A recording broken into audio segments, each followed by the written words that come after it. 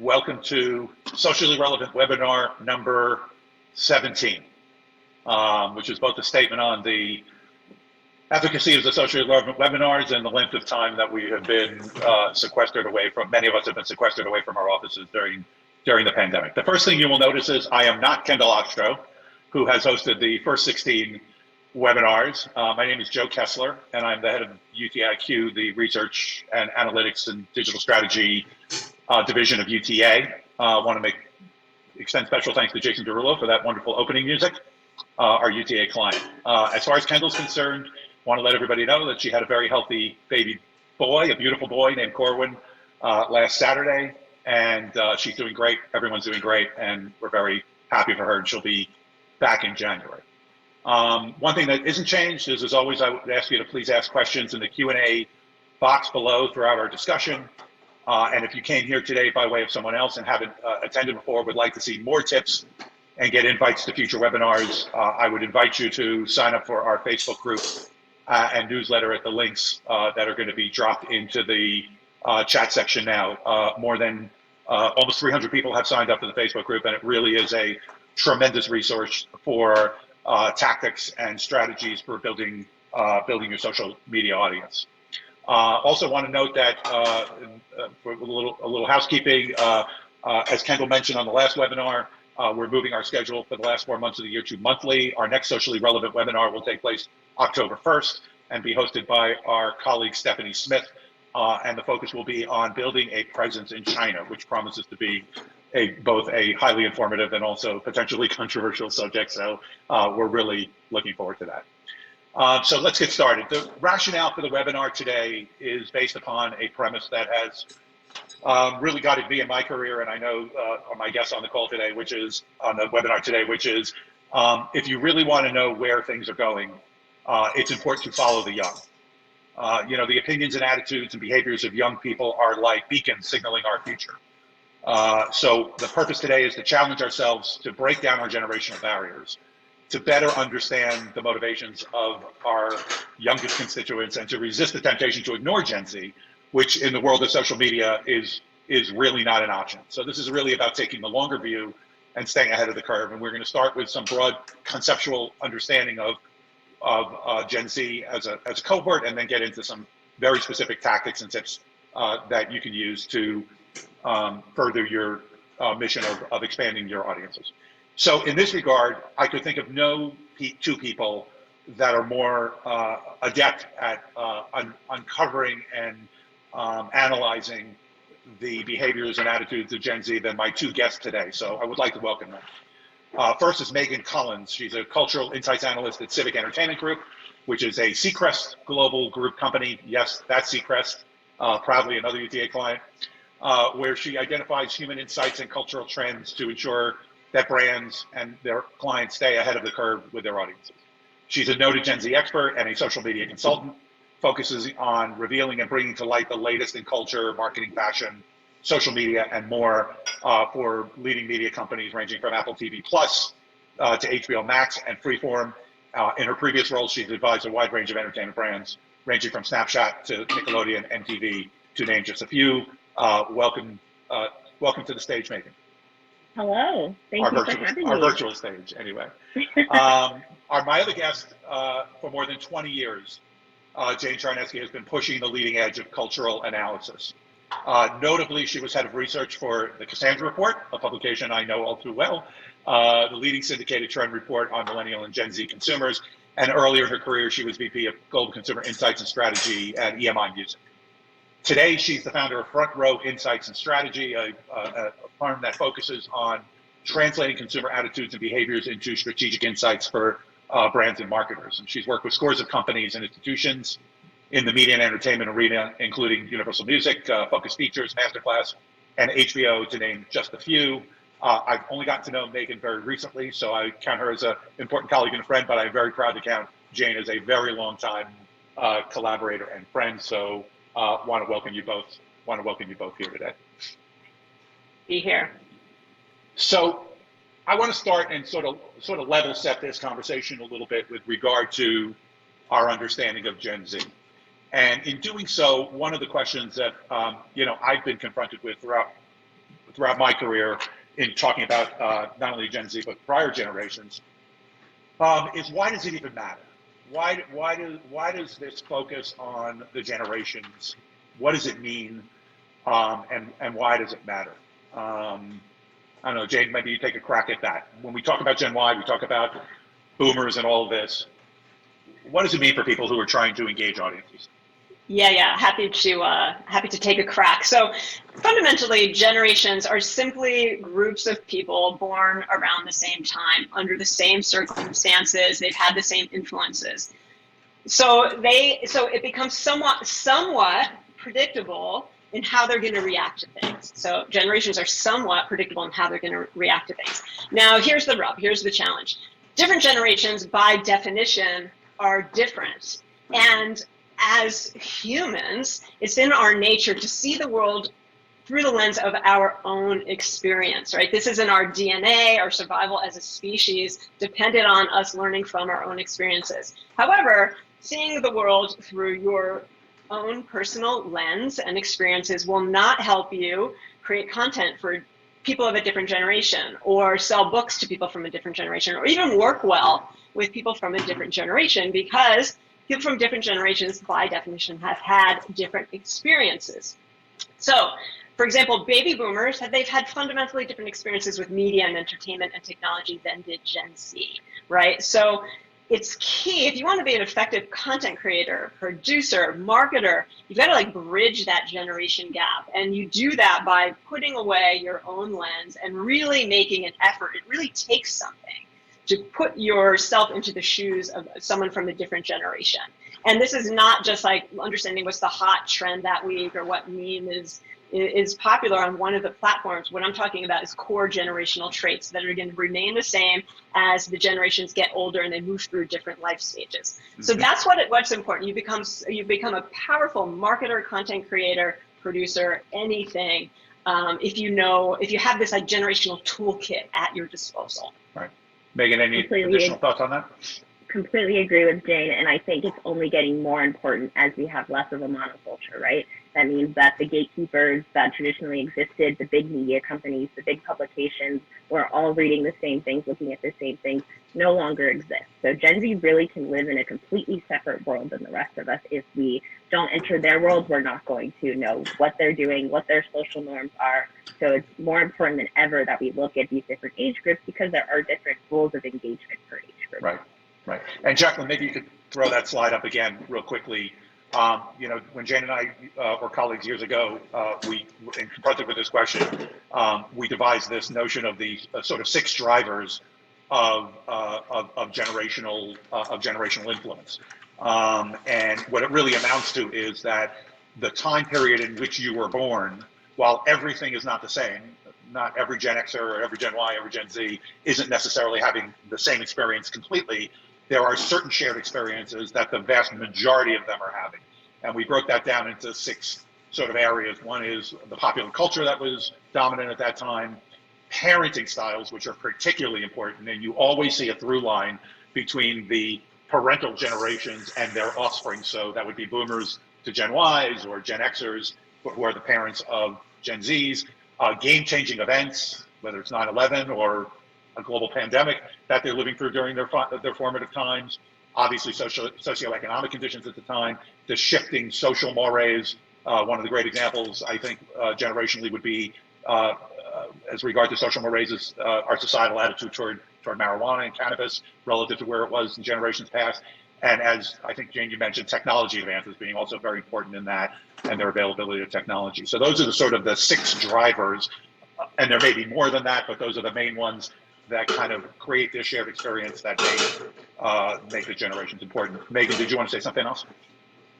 No, I just agree with all of that. I agree with technology. I always say that when you think about digital natives, right, it's not just that they're good at technology. It means that technology is their dominant mode of communication. And that it's not they don't remember a time before technology, it's that they never existed in a time before technology. So this is the dominant mode that they've been brought up in, and they don't know anything different. And it's rewriting all of their social norms. So they don't have Emily Post to tell them what the rules are. They're making up the rules. And so that's why it's important that we figure out what those rules are so that we can engage with them on their And that's such an important concept, and we're going to get into this to really understand who our audience is on the webinar today. But this idea of a generation that does not think of their digital presence in one pocket and their physical presence in another pocket, but it's just one seamless environment. So to the degree that your social media output or your digital output in any fashion reflects that understanding, will certainly lead to better results in terms of this is only accelerated during the pandemic, right? We've seen now that we're all living digitally, we're all adopting these Gen Z values, and they've set the norms, and now it's even more important that we adhere to those norms. And for Gen Z, so much of their social life is now forced to take place online. So to have a social life, their question is not, should I participate in social media? It's, to what extent am I going to participate in social media? It's a given that they'll be on it. Right. Right. I want to piggyback on something that Megan said when she spoke earlier, which was pretty cool. She said something about gatekeepers. Did you say that, or was I just hearing? Yes. So gatekeepers. So historically, the media had these gatekeepers in place, which were people from the older generations. If you think of TV, cable, movies, right? Those were the gatekeepers. Those were the people in charge. On social, the Gen Zs, the platforms, and the sites, we'll talk about this, but they prefer platforms and sites that are democratized. And so it's like to make his point, it's like the gatekeepers are gone, it's their world now. And the way that they run that world is fundamentally different from how the older generations have. They've definitely owned the role of gatekeepers in mass as a generation too when it comes to social media. And they're very aware of their power to make things pop, especially on the internet. We saw that with the Tulsa rally. So they know that they can move in mass, and if they organize, they are the gatekeepers of the internet, essentially. That's great. So now that we have kind of an understanding of why this matters, let's move to defining what we mean when we say Gen Z, for those who are not as steeped in the research as you guys are. And we're going to throw up a slide here too, and I know you guys have some very specific parameters that you use in your research.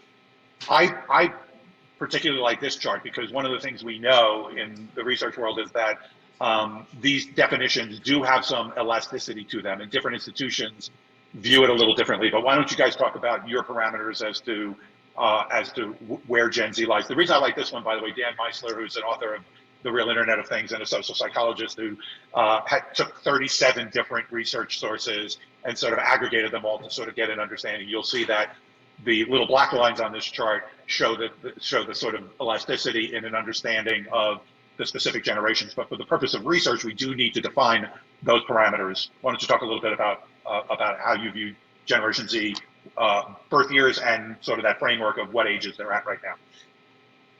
For the most part, I would say I agree with this chart, except when you get into Gen Y and Gen Z.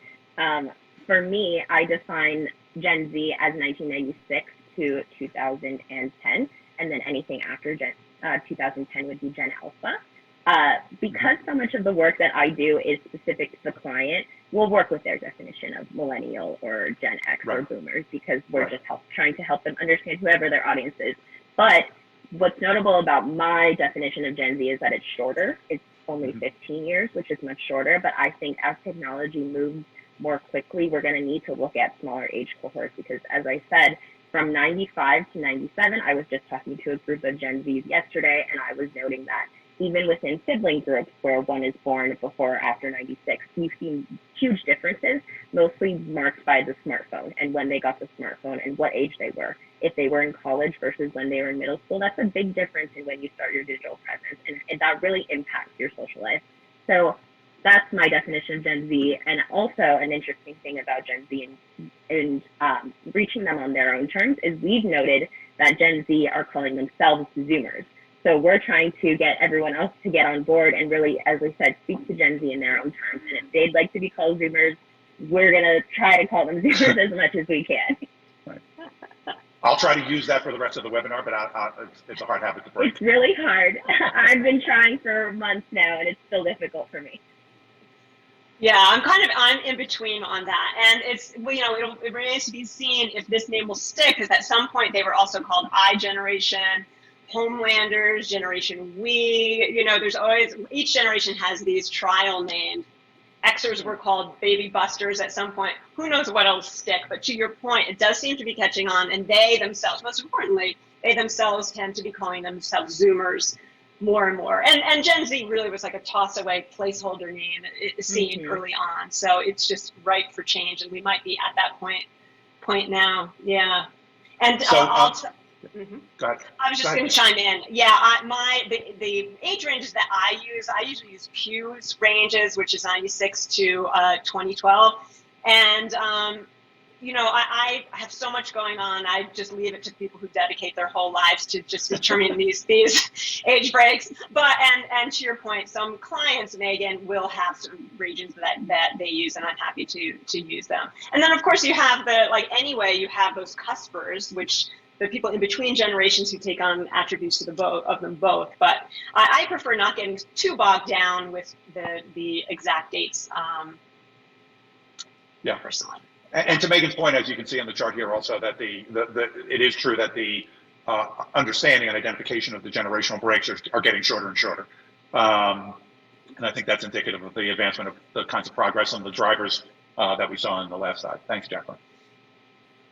So generally speaking, today we're looking at, depending on which age break you're looking at, we're certainly looking at people who are under 25 years old.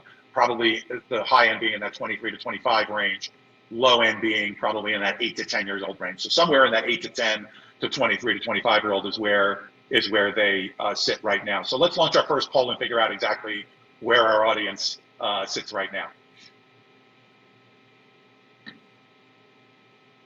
While we're doing that,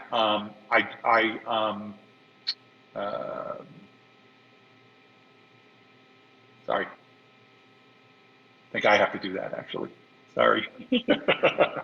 So there it is. There you go. Based on the definitions that we just showed you guys, love to see what our audience is. And as we're watching it come up, we can see that we have a fairly overwhelming array of millennials in our audience, which is not surprising. A fairly decent sprinkling of Gen Xers. And I will say, by the way, that the irony is not lost on us.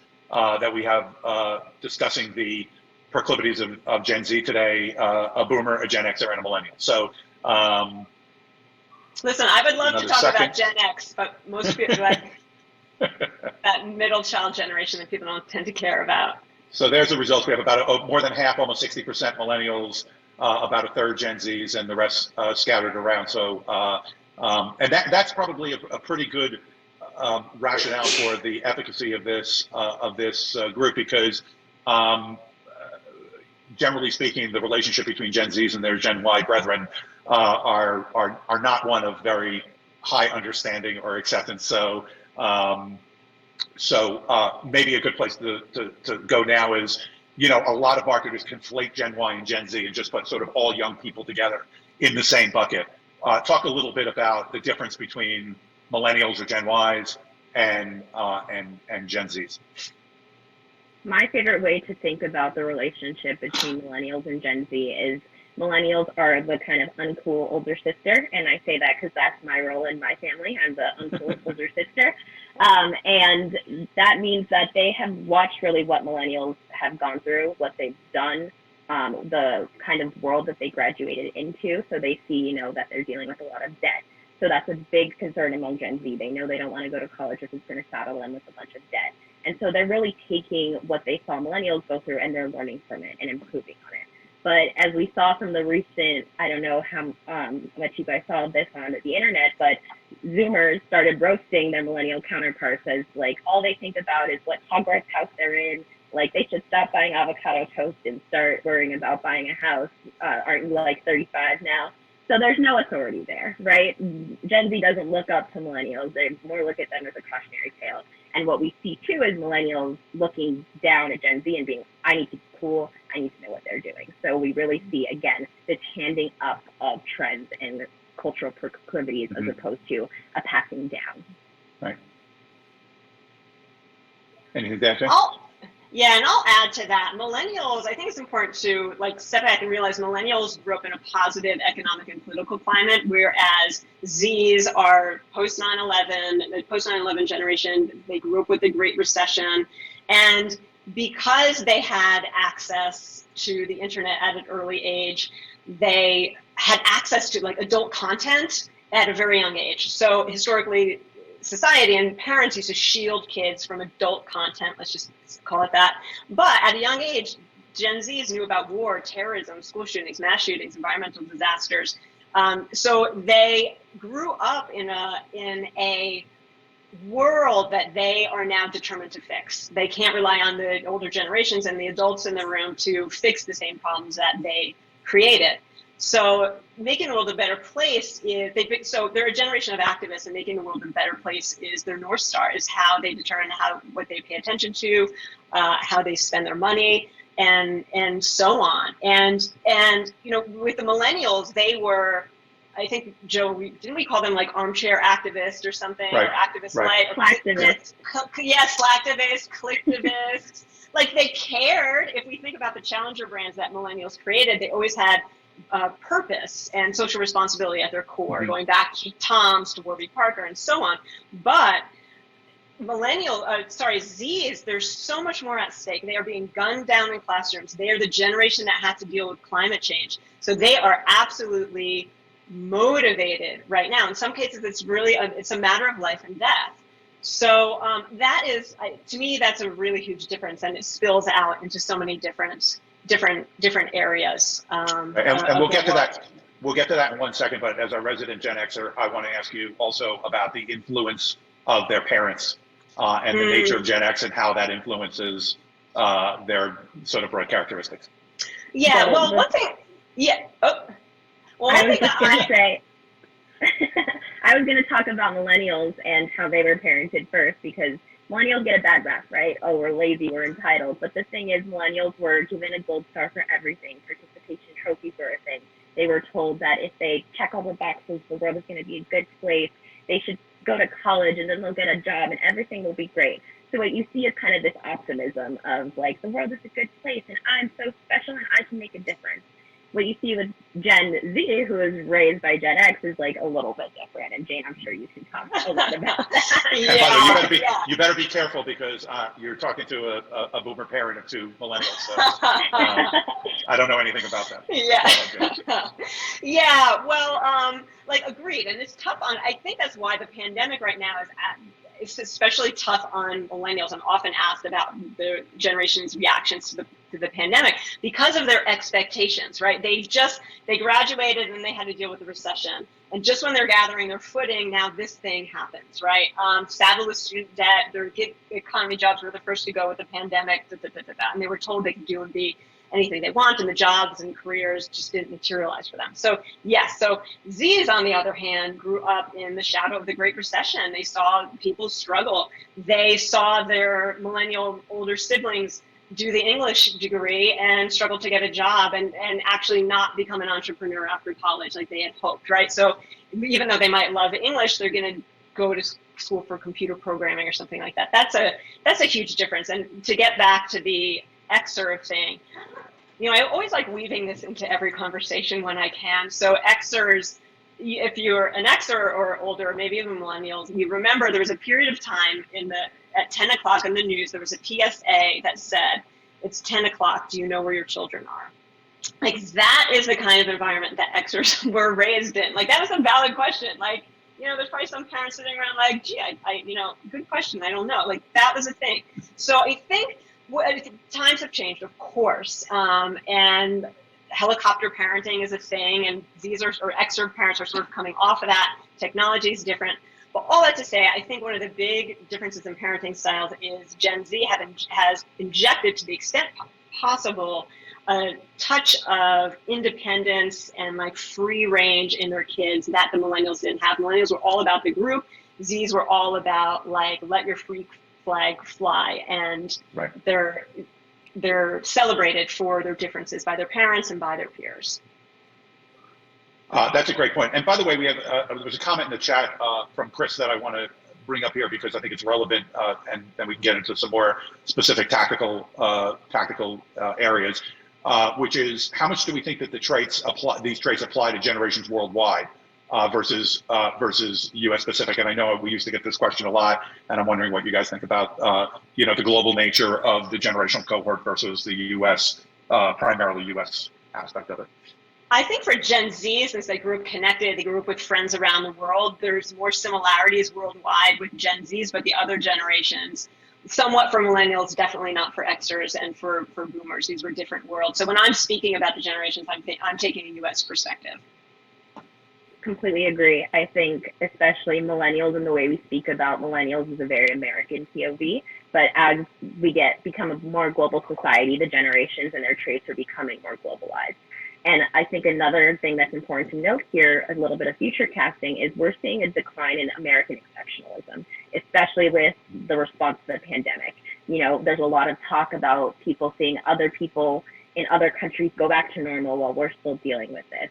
And with what we're also seeing with Netflix is an influx of global content as well. And you're seeing Gen Zs who are maybe interested in seeing not just a Korean film that makes it in America like Parasite, but Korean films that they can get access to through their VPNs.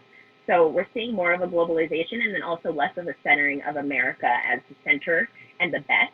And I think that's really going to impact the way Gen Z views themselves, America and the world, and also Gen Alpha next. If they grow up in a world where America is not the best country to live in, and that's not the global narrative, what does that look like? Yeah, great. Thanks, Chris, for that question. I think it was a timely and important one. So we've talked a lot about the broad characteristics of Gen Z, but I want to focus on one in particular that I know you guys are hot on, which is, and we haven't touched on quite as much, which is, the degree to which they value authenticity, and this gets us to, sort of the sort of meat and potatoes of our, sort of social media focus here. Talk about that importance of being real and being authentic, particularly on social media and with the use of technology. So that was something we said for millennials too, right? They want you to be authentic. They want you to be authentic. I think the difference with Gen Z is because they are digitally native and they are content creators themselves. They know what goes into creating a digital presence, a digital brand, and they can sniff out inauthenticity incredibly quickly. They are expert content curators. They're experts at creating content, and also they understand, as I said, their value as an audience and that it's a conversation. So they see every interaction that they have online, a like, a comment, a share, as powerful to the algorithm, and that's how they use their voice, and they're very aware of that. And because they value authenticity so much, if they find something that's inauthentic, they don't want to give any attention to that because that's not what they're about, and that's not what their generation stands for. Mm-hmm. That's right. Yeah, they have been creating, sharing content with their friends and their networks and the world since elementary school. So they know what goes into getting a great shot. They know how to distribute their content. They know how content goes viral. So they're a sophisticated audience for content creation themselves because they've been doing it their whole lives. Right. So with that, I'm sorry. With that as prelude, I'm going to launch a second poll and ask our audience: how old were you when you got your first cell phone? It's really bumming me out that hosts and panelists can't vote. Oh, I know. I'm just going to start sharing my answers. I was in seventh grade. So it's interesting. Oh my God. Yeah. How old was I? I was in my 20s, I guess. So here we go. Overwhelmingly between the ages of 10 and 19. I'm going to bet, based on the nature of this audience and the proclivity of Gen Xers and millennials here, that most of them were on the later stage of that 10 to 19. But for Gen Zs, the average age for which they got their first cell phone was 10 years old. Speaking to the notion of how long.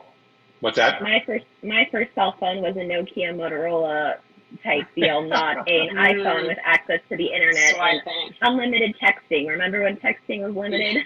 Right.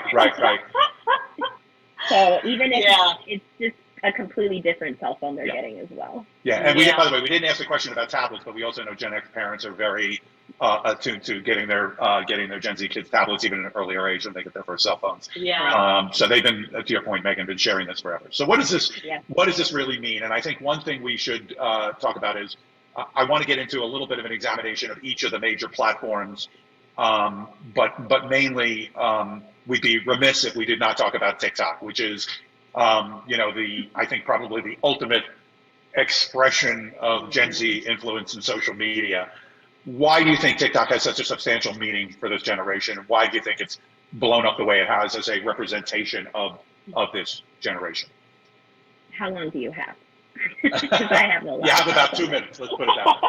We're halfway through. We need some Q&A. I think one of the biggest things is the algorithm, right? And that's where I always start with our clients where they're like, what do we need to do on TikTok? What celebrities do we need to tap? It's like, it's not about, and Kendall has done so much about TikTok and I love listening to her talk about it. But really, TikTok is not about a personal brand, right? It's about content and serving you content. And yes, you can participate, you can add to that content pool that TikTok has, but that's not what you're there for. It's not to socialize, it's to receive content that is highly, highly tailored to you based on everything that you're doing online. And they know that and they understand that and they use TikTok as a tool. I think that a lot of the discourse right now around TikTok has been that it's very predatory towards Gen Z. And I think actually it's more of a symbiotic relationship. Yes, there's this data security problems and all that, but Gen Z is aware of that. And they're also aware that the algorithm is there to serve them and they know how to interact with the algorithm to get the content that they want served to them as much as possible.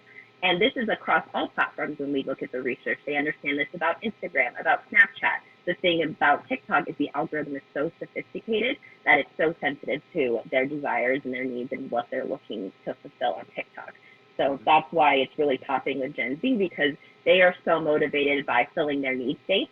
And TikTok is just able to very quickly say, here's your need state and I'm going to fill it as opposed to the other platforms which are more catered to advertisers and their need states. Mm-hmm. Mm-hmm. And I'll add a few things. One is like an app, it's an app for their generation where millennials had Facebook and Instagram and then sort of the in-between customers had Snapchat. TikTok is for them, by them, right? It speaks their language. It's the place that they could go where their parents were, at least until recently. And many of them were on Musical.ly when they were in elementary school. So, right, it's like their app. And I just the app experience is so Gen Z. And just when you log on, there's no like create a profile or jump through hoops or here's how you do it. You're just like on your own. And as we were talking about, these are digital natives. They don't need instructions. They could like figure it out. It starts without, they don't miss a beat there, or there's no friction in getting up and running. That's the thing. What Megan was saying about the or did you mention this, a democratization sort of, or the algorithm and how things go viral. You don't necessarily need to have a big following to go viral. So that's like exciting and for everybody. I think TikTok has a ton of tools. Again, these are digital natives who love video and who have, this is like a thing that I don't think it's talked about so much when we say digital natives, and the fact that they've been on the internet all their lives. They have a rich history of internet content. Like when I was a teen, I had like TV, movies, and a handful of magazines, right? They had the internet from day one. So they have all this content, a lifetime of content to really remix. And something like Twitter and some of these other networks, or even Instagram, is just a photo, it's just text, but TikTok, it gives them tools to unleash their full creative power. And that draws on the history of internet culture. And that's just like not in our, that's their world. And finally, like, because TikTok is so, since it's video focused, this is a generation that grew up FaceTiming and Skyping rather than like voice calls. So they know how, they're comfortable with seeing themselves on camera and in video, and especially in candid, relaxed, I'm in my pajama moments. Yeah. Completely agree with everything Jane said, especially the remixing aspect. TikTok makes it so easy to memify. Everything is memified on TikTok, and you can engage with whatever level of the meme you would like to. You can choose the sound, you can choose the look, you can just choose the hashtag, you can build on top of the memes that have already been created, and that's the way that they're already interacting with the internet.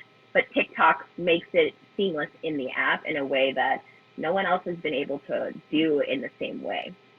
Yeah, that's great. So before, we'll dive a little more into that in a minute, but I do want to get your impressions for our audience about their proclivities and relationships with the other platforms. First, let's talk about Instagram. Gen Z's on Instagram. It seems to me a lot of Gen Zs do use Instagram, obviously don't have quite the enthusiasm that they have for TikTok. what do you think about Gen Z's and Instagram? I think that Gen Zs view Instagram as a very millennial platform and where that millennial sensibility and aesthetic kind of came up. But it's also a great place for memes, the text memes. So I would say that's what they're going for and that's what they're using it for. Also shopping. Shopping is huge on Instagram. Think of Instagram as like the magazines, as Jane was saying. You know, this is where they get their inspiration. This is where they can save things that they're liking. They're seeing the trends. But it feels performative and not inauthentic, but they're highly aware that Instagram is performative. It's people's highlight reels, their gallery woes, and they know that. So for a generation that values authenticity above all, it's there. They understand its importance in the media landscape. They understand its importance to brands and themselves as brands, but it's not fulfilling the same personal need states as TikTok. Mm-hmm. Mm-hmm. And I assume then, by definition of that Facebook would be more of the same of what you just described as being more intensely, more performative, more advertising oriented, less authentic. Facebook is becoming looked at as, the parents. That's where my parents are, where my grandma is. That being said, Facebook is also seen as a necessary tool. It's like the white pages.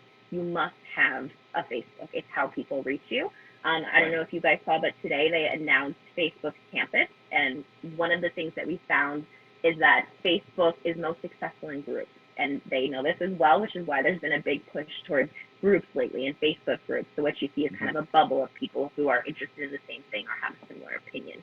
And so it's, again, seen as a necessary tool to the digital native to have, but it's not necessarily where they want to be spending their time. It's just the white pages of the internet. Right. And then I'm going to ask about two more. What about Twitter and YouTube? YouTube, Gen Z likes YouTube because they have a great algorithm as well. It's not quite as spot on as TikTok, and also there are more ads, but they don't mind ads if they feel like they're getting enough content in exchange for whatever ad they're being served or watching. And I think that also what we've seen during the pandemic is this shift in influencer culture overall to be more didactic. It's less, look at my aspirational lifestyle, look at everything I bought, and more, how do you decorate your house, or what's your morning routine? And YouTube is just really well set up for that. They were set up for success, and what you saw is a lot of YouTubers pivoting to that type of content. And so YouTube is kind of where they go to learn things, to figure things out, to research, and also music. That's another huge reason that TikTok is big, music. This is not just, it's life stage because they're teenagers, right? So teenagers always love music. But also this is becoming a highly personal thing to them because, as I said, we don't have a monoculture, and discovery is becoming more important, and TikTok is a great place for music discovery. It's their radio. Yeah. And so, I'll just chime, sure, go ahead, I'll chime in with something on YouTube. It is and has always been their equivalent of like having ABC, NBC, MTV. It's been their entertainment hub, and as such, and as content creators themselves, they're used to seeing their own content sit alongside professionally produced content. So YouTube has like sort of leveled or democratized the playing field. They don't think of media companies producing content that's here and their content there. So and by the way, I've seen a couple of studies of Gen Zs where they don't even delineate YouTube as a brand from mass media brands. If you ask them about ESPN and ABC and NBC or even Condé Nast or whatever, they just view YouTube as being a media brand in the same way they view mass media brands. There's one other platform that we've talked about, and we're a little obsessed with at UTAIQ, which I want to bring up, our friend Evan Britton's famous birthdays. That's the one that's where my understanding of Gen Z really starts to take a dive. And I think for all of us on the call here, if you really want to connect with Gen Z, famous birthdays has become kind of like the Wikipedia for Gen Zs. If you're a millennial or boomer or Gen X, it will probably not appeal to you visually or substantively, but what is it about famous birthdays? I think it's I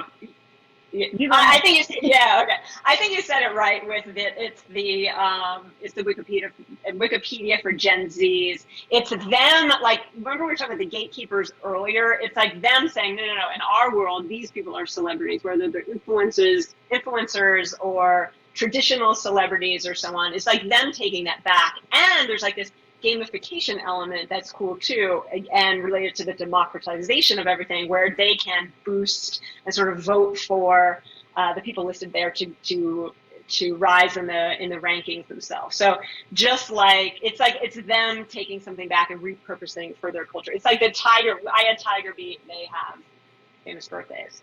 Right. Completely agree. I think that's a great point about the fact that famous birthdays gives them a modicum of control over who pops, because they want to be the gatekeepers, right? They want to decide who's the most popular Charlie, and they don't want someone else to decide it for them. So, Yeah, exactly. so that plays into a broader trend that we also talked a lot about at UTAQ, which is this notion of carters of engagement. And with the advent of streaming, with the advent of social media platforms, this idea that the notion of what a star is really different today than it's been in the past in many ways, but in one particular way, and that is that millions of people could view someone as a star in their world without anybody else really knowing who they are. So I'm going to launch this poll, and we need everybody to be completely honest. And I know we have an entertainment-oriented group here, but we want you to check all that apply relative to the names that you recognize on this list. So you can check more than one. All of these names, I'll tell you, are among the top 50 most popular celebrities on famous birthdays. We'll give them another couple of seconds here.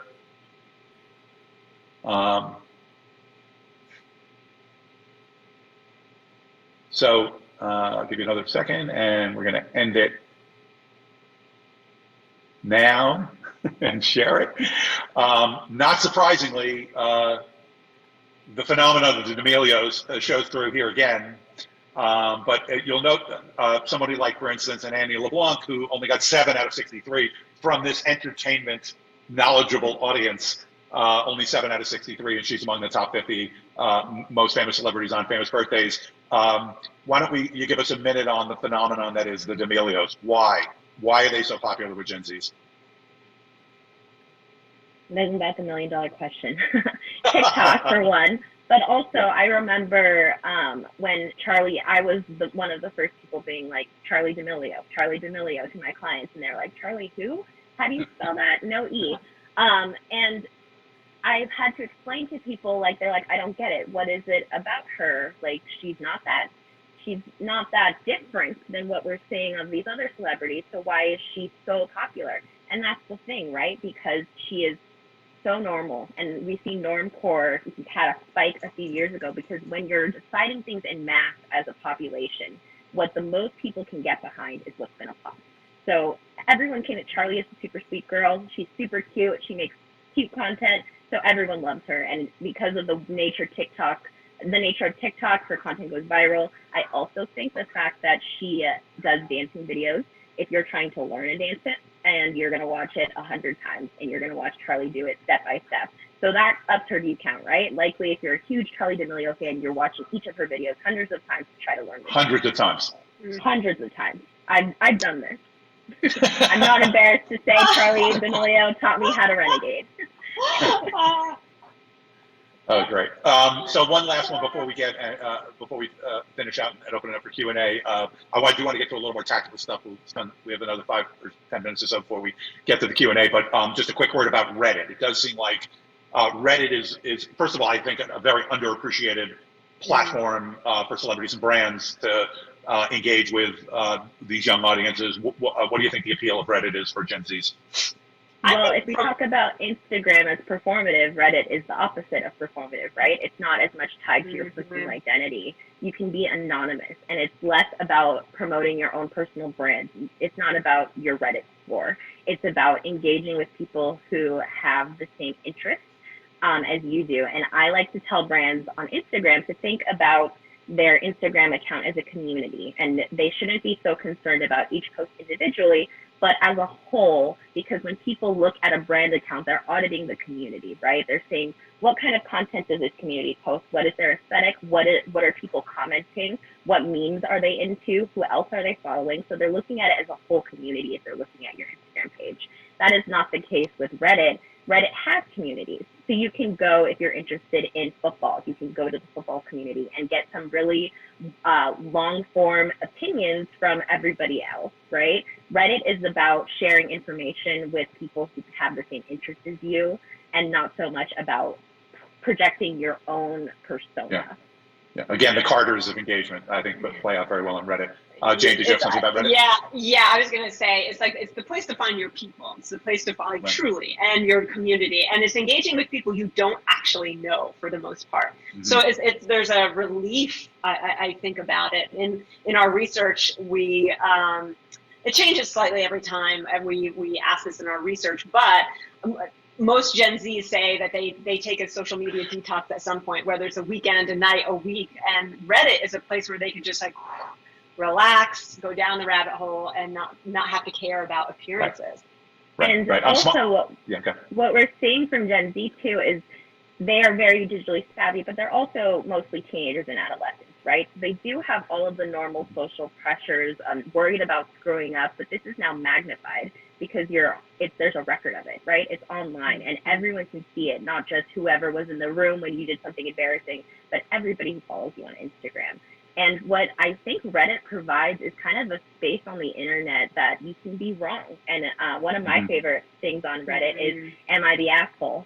AITA. I highly recommend checking that out. And it's just people saying, this is the situation that happened, and am I the asshole? And they're really talking through things. This is not something that you would do on Instagram because it's so much tied to who you are, whereas Reddit is kind of a place where you can have discussions and you can be wrong and not face cancel culture or mass embarrassment among everyone you know. Great. I do want to reflect one thing that was probably more telling than our last poll in terms of the results, or one member of our audience put it in the chat room. I wanted to highlight that we did not leave an option to click none, which is probably more telling than the actual results of the study. So if that's the person I think it is, he's a researcher. If it's the person with that name that I know, he's a researcher. Yeah. So maybe to bring this all home, let's talk specifically about who's doing well with Gen Z on social media and what the implications are. So really 2 questions. If you had advice for the people who are watching us today as to the 1 or 2 key things that they could do to engage Gen Z on social media, what would those be? And maybe a couple of examples of people that they could follow or that they could look at who are doing it really well. And ideally, maybe people who are not, and it could be a brand or another celebrity, but maybe people who are not Gen Zs, because we know the majority of our audience is not Gen Zs, and most of the clients we and they represent are not Gen Zs. Who's doing it really well with Gen Zs, and what are the characteristics that are, or tactics that are separating them from others? I would love to. Yeah, I'll share on Front Row. We recently put out an article called "Canceled to Collaborating," which kind of describes the scenario, and I'll share with you. And the Wall Street Journal had an article maybe 2 weeks about this situation. This is the situation. There's an app called Live 360, and it was a tracker app. And a teen decided, don't like being tracked. Let me just create this viral video saying like, hey guys, let's all download this app and give it really poor reviews so it's poorly rated in the Apple Store. And so the CEO, Chris Hulse, I think he's 37, he's like, oh my God, what do I do? So he actually did a video conference found this teen, got his friends together, did a call with him, and said, hey, help me out. Like, okay, so like, how can I improve the app? And by the way, what should I be doing on TikTok? And so he hired these young people, these Zs, and now they're like, they went from canceling him to collaborating with him. And I think that's something that all brands can benefit from. Bringing in Zs want to collaborate, they want to be a part of the process. As a researcher, I deal with this almost every day. Zs love to be asked their opinions. Zs love to help out. As we talked earlier in the conversation, they are incredible content creators themselves, and they're just waiting. They're there, like just waiting to be unleashed. And it's an untapped resource, whether you're a celebrity or a brand or whoever. I highly recommend collaborating with Zs. It's the way to truly, truly understand them. And it's a good segue. That's a great segue, Megan, to somebody that you brought up a couple of times with us, which is one of the real digital heroes for Gen Z is David Dobrik, and would also advise everybody to follow him. Talk a little bit about what he does that you think would be useful for our audience. Yes, well, David is younger himself, so he is one of these people that we're talking about. But what David does is he does what Jane was saying too, and what my biggest overall advice is when engaging with Gen Z, which is engage with Gen Z on their terms, right? So if you're going to go on TikTok, it's not enough to just be on TikTok. You have to engage with TikTok the way that they're engaging with TikTok. And David Dobrik has really owned this with YouTube. He started on Vine, obviously, and then he leveraged that following to YouTube. And what he's really great at is he's known for his ads. And I have a video that we can share, not to watch, but just if you guys want to watch later. We'll put the link up. We'll put the link up in the chat. Yeah, his philosophy on ads, he says, whenever I work with a brand, I always give something away. I give the money away so that every time they see that this is a sponsored video, they get excited, right? So it's not like I have to suffer through this ad read to get to what I actually want to see, which is David's life. It's like, oh my gosh, this ad read means that someone's getting a car, someone's getting a trip, someone's going to the Super Bowl, something fun is going to happen. And what we see from this is positive brand association with brands like SeatGeek, because SeatGeek is the one who has made it possible for David Dobrik to give all of his friends cars. And then it creates this positive reinforcement loop. And another link that I have to share is an ad that was made by a David Dobrik fan, kind of spoofing the way that he gives away cars with SeatGeek. But like, again, this is to the point about TikTok and building upon memes. So they take this David's format of, hey, today I've partnered with SeatGeek to give away a car, and they're using it as a meme itself now. And this means so much more earned media for SeatGeek, because now they have David Dobrik's fans evangelizing the brand. Great. I would also just point out some of the other people that we've brought up, and again, just so people don't get depressed about the idea that if you're a boomer or Gen Xer, how do you relate to this audience? We would really want to turn your attention to celebrities like Anthony Hopkins, Kevin Bacon, Bill Nye, the science guy, does very well with this audience. Will Smith has done very well with this audience. So those are some examples of some people who are boomers and Gen Xers who are doing things right. We also know that one of the most popular older folks on TikTok is Howie Mandel, who has a great approach to his TikTok, and is another one that I think is worth following. Worth mentioning, he's friends with David.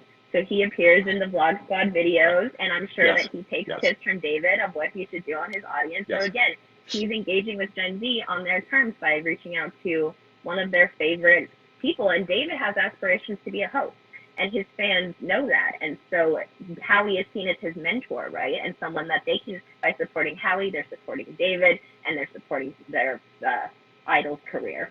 Right. So these corridors of engagement that we talked about, you don't have to necessarily accept the corridor that you're in and live with that. You can broaden your scope. And then finally, last question before we go to Q&A. What are we looking at around the corner? Are there any platforms that our audience should be thinking about that are picking up traction with Gen Z that people may want to be paying attention to now as they plan for the next couple of years in terms of what's beyond TikTok and what kinds of platforms do you think that Gen Z are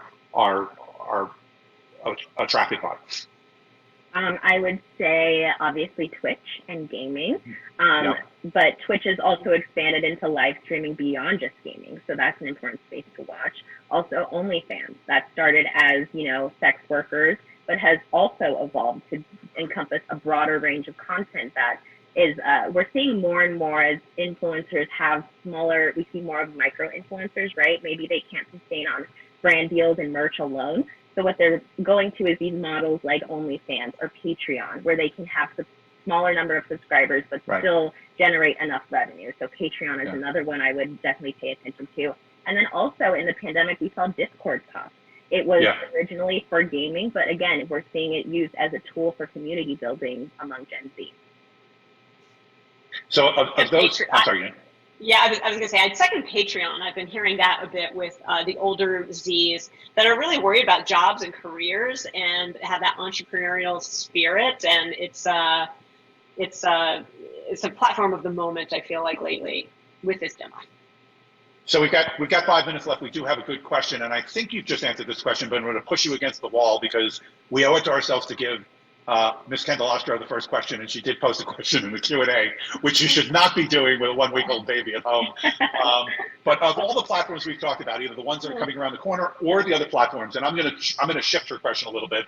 Her question was, if we want to reach Gen Z, which platform should we double down on other than TikTok? Let's imagine a world where in 2 weeks the ultimate happens and TikTok goes away in the United States, which is probably not a high probability, but is a possibility. Where do you double down if you want to reach Gen Z, either in addition to TikTok or in TikTok's place? I would say Instagram, just because they're already there, and Instagram is adopting all of the same features with Reels. And that's one thing that we found in the research. Gen Z is not super platform loyal. They are loyal to themselves and their own values, and whatever platform can best help them, can be the best tool for them, they're willing to go to. So to be honest, if TikTok went away tomorrow, a Gen Z would just remake it. But if they had to choose from what the platforms are available, I would say Instagram, because they just launched Reels, so they can do all the same things. Yeah, and I would add, and this is something we haven't talked about so in depth really at all on this call, but TikTok is used. If TikTok went away, it would be a big blow, because it's not just used for comedy and entertainment, but it's for news and information as well. Earlier this year, we were in the field with a lot of research around the time of the presidential primaries and talking to Z's about things. It was election time, so that was front and center on many of the conversations. And when we asked, like, how are you keeping track of, how do you know what's going on with the election and the primaries? TikTok is what we heard again and again and again. And even though it's reaction videos for the most part, that is such it's everything to them. It's not just like candy, a quick fix of comedy, but it's a vital source of news and information as well. Right. So another good question. Yeah, I'm sorry, go ahead. I was just going to say, when it comes to TikTok too, it is often dismissed as dancing videos, right? And we talked a lot about absurdity and silliness. But the thing about Gen Z is they don't see absurdity and silliness as separate from politics. So one of the things that I've seen recently is Rock the Vote is running a TikTok campaign. You'll see people doing the WAP music video dance while they have voting information across the screen. So they're participating in the trends because they know that this is a hashtag people are watching. This is a song that is popular. People will pay attention, but then they're attaching the information that they would like to share to it. And again, that's their understanding of virality and how information sharing works in the digital age. Right. So Miriam has a good question, which I share, actually, and I'd love to hear you guys answer to this. We don't hear much about Snapchat anymore. And it seems like they pivoted to developers or people only using the filters. Is it still relevant? And I guess I would add to that in the context of our conversation. Is it at all relevant to Gen Z? Yes. Gen Z uses Snapchat more as a one-to-one communication with their friends. So it's not so much I'm consuming a bunch of content made by people I don't know or brands, but it's where they talk to their most intimate friends, where they see what their friends are doing. Part of it is because it started because their parents couldn't read their Snapchat messages, they disappear. But it kind of became the dominant form of texting, especially because, some people have different versions of phones. And so Snapchat is kind of the universal texting language that all Gen Z can speak. Right. So it does sound like in that regard that for our celebrities and artists in particular, might be a good thing to examine if you're not active on Snapchat, just to be adjacent to that. Is not that necessarily that different than some of the other emerging platforms that we're talking about. And maybe there's a positive future for Snapchat. I think I know the answer to this one, but this raises the question that I have as well is, how about Pinterest? Relevant anymore? I've actually seen Pinterest becoming more relevant, especially we're seeing bigger interest in home and decor. And obviously that's a big thing on Pinterest. That's where they're kind of using Pinterest to organize their ideas, their thoughts. Gen Z, they have a very good sense of their personal aesthetic and brand, and a lot of that is through collecting images online. So we talk about mood and vibes a lot when it comes to Gen Z, and this is something that they are very interested in, creating ambiance and cohesive aesthetics, and Pinterest lends itself, again, as a tool to help them do that in an organized way. Yeah, I'd second that. I've been hearing a lot about that. There's like a soothing with home, and there's sort of like something soothing about Pinterest right now. It's like a good, clean, fun escape. Yeah. Yeah, Also, that's as we're great. seeing DIY and crafting become more prevalent in culture, it's just going to grow in popularity with Gen Z. Totally. That's fantastic. As I'm looking at my screen, I see that even though we can't see the sun here in California, it is now high noon on the West Coast. Our hour is up. I want to really thank Megan and Jane. You guys are amazing. Getting a lot of comments in the chat now about how informative this hour has been for you. And I know I could sit here and talk to you about this for probably another 3 hours. But I would like to say, you know, one of the things that really comes up for me in this, and as one who's been interested and been a researcher myself and interested in all of these sort of generational proclivities, is that to really understand that Gen Z is living in a completely different world than most of us are familiar with. And generally speaking, as young people typically do, but I think even more so now, have very little interest in your world. They don't need it. They're very self-empowered. And I think for everyone on this call, if you have interest in connecting or engaging with them, you have to enter their world. You have to understand it. You have to continue to follow it. And hopefully, frankly, rely on experts like Jane and Megan, who are in it every day, talking to them and researching and analyzing. So I want to thank you both for this. It's been a fascinating hour. I've really enjoyed it. And have a great day, everyone. Thank you Thank for you. having me. This was great. Bye. Thanks, Joe.